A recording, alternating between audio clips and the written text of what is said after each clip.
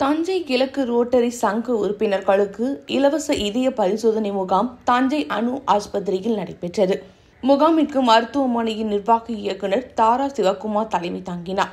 Doctor Anumitha குத்துவிளக்கு ஏற்றி வைத்தார். முகாமில் ரோட்டரி சங்க உறுப்பினர்களுக்கு இலவசமாக இதயம் சம்பந்தப்பட்ட இரத்த பரிசோதனை, இசிஜி, எக்ஸ்ரே ஆகியன செய்யப்பட்டன. தேவையானவர்களுக்கு ட்ரெட்மில் டெஸ்ட் செய்யப்பட்டது. மருத்துவமனையின் தலைமை மருத்துவர் ஆதி சிவகுமார் தலைமையில் மருத்துவ குழுவினர் கலந்து கொண்டு பரிசோதனைகளை மேற்கொண்டார்.